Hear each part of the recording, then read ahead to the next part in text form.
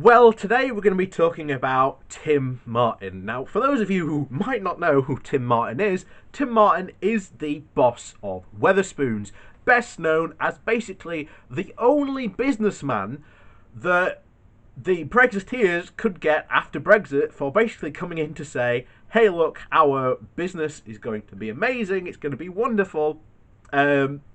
Couldn't exactly say why or how it was going to be, but it was just going to be wonderful. You just had to trust him on this one.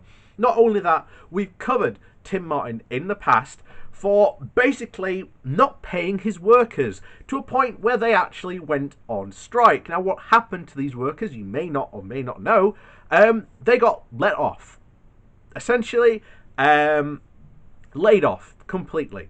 You went on strike, well, abandon that union or we'll sack you, was the response. That unfortunately didn't get as much press coverage as it did, but maybe it might pick up speed now, because Tim Martin, as you all know, during the coronavirus panic, has decided to take it upon himself that even though we are seeing as this is one of the most virulent pandemics we have seen in any modern history, at least since the last one, which was the Spanish flu back in 1918, 1919, has decided to go against the government's protocol and at the time to keep his pubs open, thus putting not only his staff at risk, but also anyone who went into those pubs at risk as well. Because apparently, according to Tim Martin, coronavirus doesn't spread in pubs.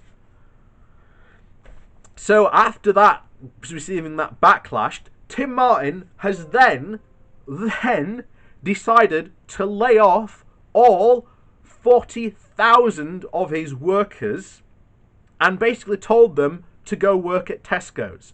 No benefits, no anything like that. He hasn't put them in furlough so that maybe he could gain access to the government's, so the government would pay 80% of their wages. He hasn't done that. He's basically sacked the lot of them. So my response to you, even though I know this would be a really hard decision to make for a lot of people, so I understand if you are against what I'm about to say, but if you are have been laid off by Tim Martin, my response to you is don't go back to work for him.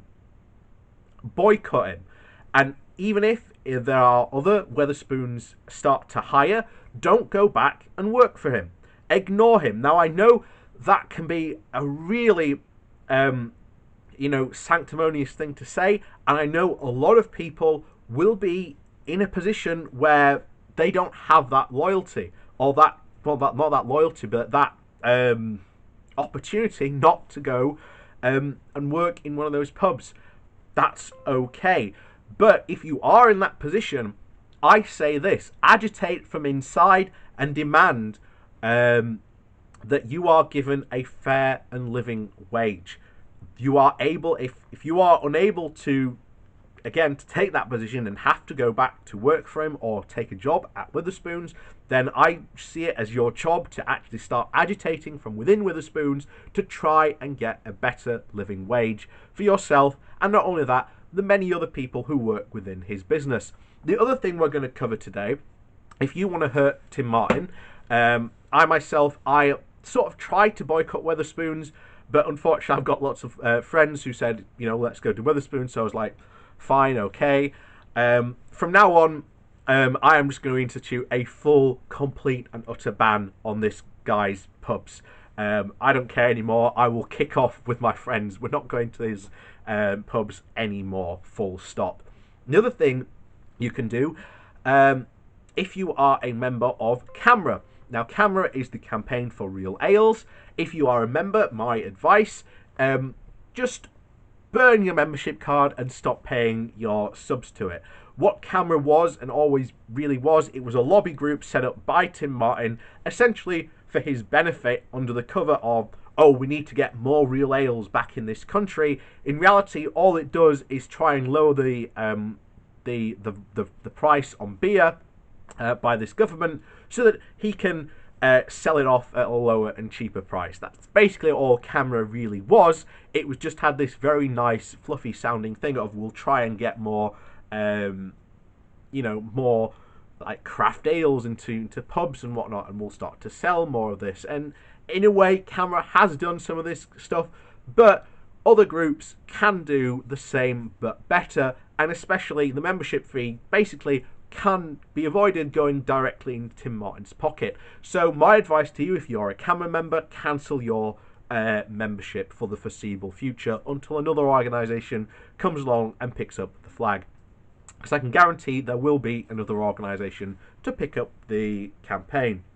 But on that note, we are going to go today to Zello Street to cover their coverage of Tim Martin, because it quite clearly sums it up in this title: Tim Martin, still a selfish bastard.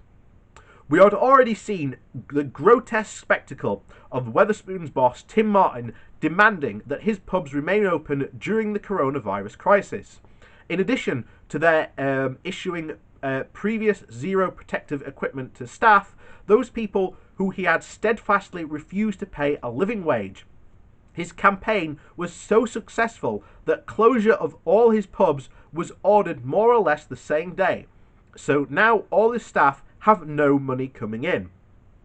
This is despite the government committing to pay around 80% of the wage bills. Why should that be?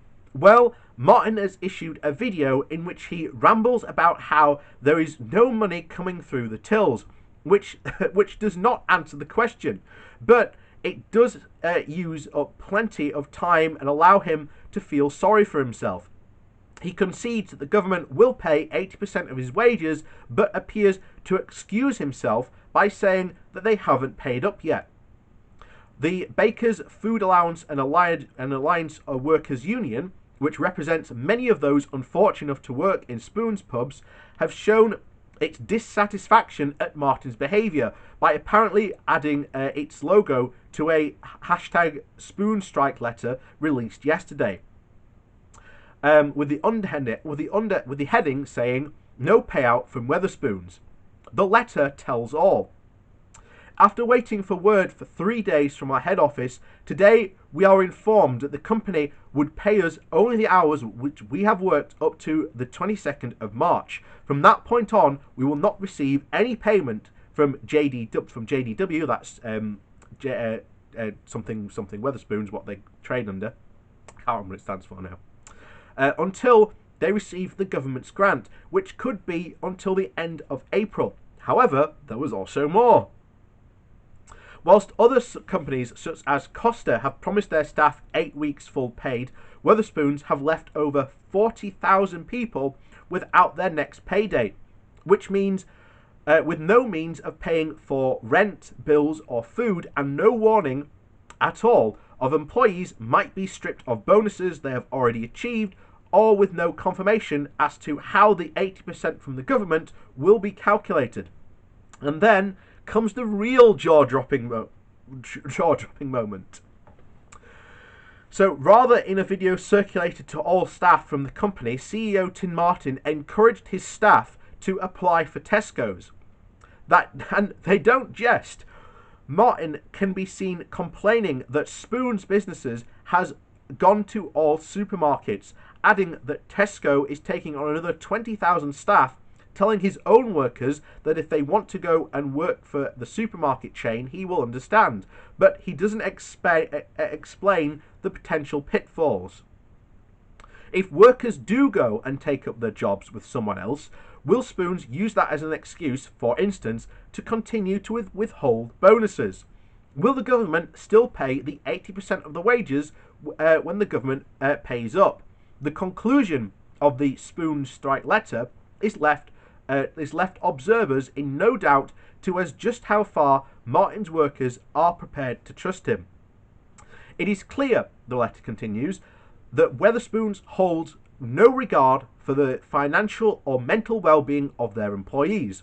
Yes, that's how far they trust the SOB, even as far as they could chuck him. They have demanded full pay, but Martin is so tight he won't do it. Maybe the unprecedented consequence of the COVID-19 outbreak is that Tim Martin gets to take a nice long rest. as in not returning to his role at Spoons afterwards. So that was that then, and I really do hope that there have been rumours circulating for a while that shareholders have been unhappy with Martin for the past couple of years, and this might be the thing to finally kick him out. And I hope they do. I hope they get a more caring and compassionate CEO. Especially to all the JD Wetherspoons people out there, as tough as it might be, you have to keep on this guy's back and keep on sharing the hashtag Spoon Strike and what's going on in your business at the moment, and make this guy actually pay up, because it is him who is responsible for you. And again, we know that we're not fully sure how the 80% is going to work, but if you go and work for someone else, then potentially you lose all your bonuses, you lose all that 80% as well during this time. So there are risks and there are pitfalls. But, I understand not everyone is in a financially potential viable situation. So you have to do what you feel right is for you. However, the best thing you can do at the moment is share what's going on with Martin and what he's doing to you and your family, and let the people know, because as has already been shown, if there is a big enough backlash, then he will capitulate.